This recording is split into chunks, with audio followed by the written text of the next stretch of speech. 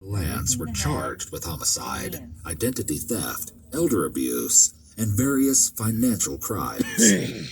Despite this, the San Francisco District Attorney's Office eventually ended up dropping all of the charges against both men, pending further investigation. Robert was ultimately freed, and Lance ended up being held in jail in Alameda County for a parole violation. But ultimately, Lance, too, was freed from jail. To this day, no one has been deemed guilty in court for Brian Egg's gruesome death. And over a year after Brian's dismembered body was found stuffed into a chemical-filled fish tank in his own home, his killer, or killers, remain at large. Finally, the last case we have for you today is one that involves a lot of secrecy and plenty of unanswered questions. In the ruins of Rheinavold in the Netherlands, day-to-day life has almost always been extremely consistent. Rheinavold is a place where everyone knows everyone, and rumors spread like wildfire when gossip starts. At least the most interesting ones do. The residents of Rheinavold tend to keep to themselves for the most part, but are nonetheless familiar with the different lives being lived in the areas around them. Or at least, they thought they were. In October of 2020, a local Dutch cafe called De Kastelein welcomed a new customer for the first time in a long time. As Rheinavold was a primarily rural farm town, cafes like De Kastelein did not often see the likes of tourists, and when they did, the tourists did not act as strange as the young man who had come to visit on that fateful day in early October. The cafe staff described the man as rather scrawny and said that he seemed almost incapable of making and keeping eye contact with anyone he spoke with.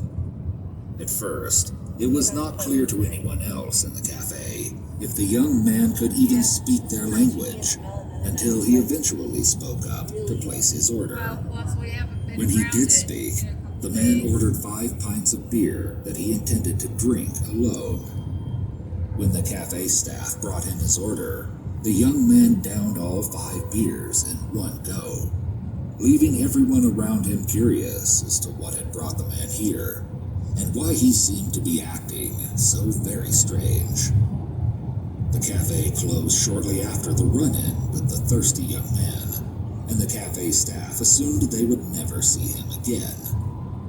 However, the very next evening, the young man came back to the same cafe, acting just as strange as he had the night before. The staff eyed the young man closely, as it appeared that there was something he desperately wanted to say, though he remained silent. Until, finally, he cracked. The cafe staff continued striking up conversations with the young man, as there was something so peculiar about the way he acted. Everyone assumed something was off, but they couldn't tell what it was. Prompted by the curiosity and concern of the cafe staff, and the beer in his belly, the strange young man blurted out something he knew was meant to be kept a secret.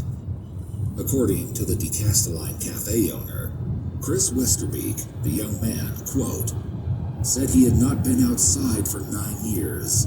Later, he also said that he had 4 brothers and 1 sister who lived on the farm. He was the oldest and wanted to put an end to the way they lived. At first, Chris and the other employees from the cafe did not know how to handle the information they had gathered from the strange young man. Some of the staff speculated that the man could just be out of his mind, or even alleged he could be on some kind of drug. But others saw the desperation in the young man's face and believed that he was truly scared for his own well-being, even if his claims seemed wildly outlandish in their small village. Chris decided to stay cautious and call local Rheinavold police to look into the young man's strange and concerning claims. When he did so, he had no idea what would come of it. When asked further questions about his circumstances, the young man allegedly claimed he had been inside for 9 years, because of some kind of religion or a cult, but nothing more. The next day, following Chris Westerbeek's concerned call to police, authorities acted on the complaint and visited the house on the Biden-Heiserweg. When they arrived on the plot of land, they were shocked to discover what was going on just inside of a farmhouse that local residents passed by every single day. The house was situated over 200 yards from the nearest road and 100 yards from the nearest building, which meant people passing by couldn't easily see what was happening. Inside the farmhouse, on the ground floor, was a small room that officers had initially assumed to be empty. When they took a look inside, however, they were taken aback at what they found. Police said that inside the small room, they found multiple people, an entire family. Upon being questioned by police, every single member of the family claimed that they were all over 18 years old and adults, though none of them could give police any straight answers as to why they were all cramped into a single room. Police noted that there were 6 people living in seclusion on the farm, in addition to 25-year-old Jan, who had been the first and only member of the hidden family to escape into town in over 9 whole years. Jan was the weary stranger at the Decastellum Cafe, who had been nervous and uneasy to tell anyone the truth surrounding his circumstances. Upon their discovery, police learned that all 6 of the people hidden away in the farmhouse were actually between the ages of 12 and 15, not 18 as they had originally claimed. They appeared to have been taught to lie about their age if they were ever discovered. Though some of them were not very willing to leave the premises, police had all 6 of the children taken into police care and ensured that they were all immediately seen by a doctor to gauge their health.